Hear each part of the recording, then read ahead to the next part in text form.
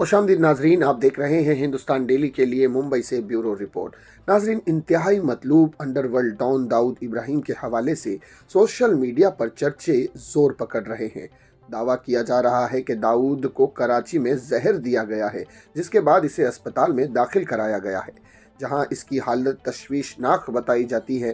ताहम इस हवाले से अभी तक कोई मुसद्दक़ा इतला सामने नहीं आई है। दरअसल सोशल मीडिया पर कई सहाफ़िन की जानिब से दावा किया जा रहा है कि दाऊद इब्राहिम को कराची के अस्पताल में दाखिल कराया गया है।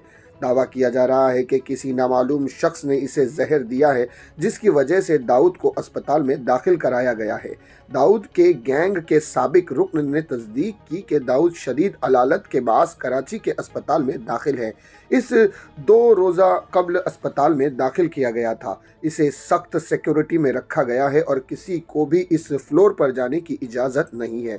जहां इसे दाखिल किया गया है वहां सिर्फ आला अहकाम और ख़ानदान के करीबी लोग ही जा सकते हैं। जहर देने के बारे में अभी तक कोई तस्दीक नहीं हुई है।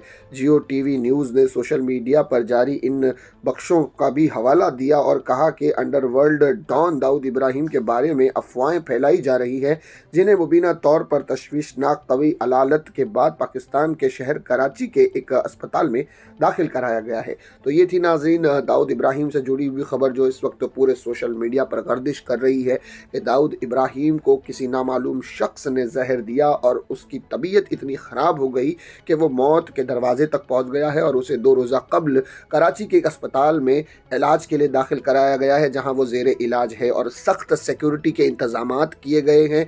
जिस फ्लोर पर दाऊद इब्राहिम इस वक्त एडमिट है, उस फ्लोर पर किसी भी शख्स को जाने की इजाज़त नहीं, सिवाय ख़ानदान के शख्स हो या कोई आला अधिकारी हो जो उनसे करीबी हो। ऐसे ही लोगों को उस फ्लोर पर जाने की इजाज़त है। अब सच्चाई क्या है, ये तो बहरहाल अभी इस बात से पर्दा उठना बाकी है। नाज़रीन, इसी तरह की खबरों के लिए हमारे चैनल को सब्सक्राइब कीजिएगा। मैं सिराज शेख हिंदुस्तान डेली से फिर मिलूंगा किसी अगली खबर के साथ। तब तक के लिए जय हिंद।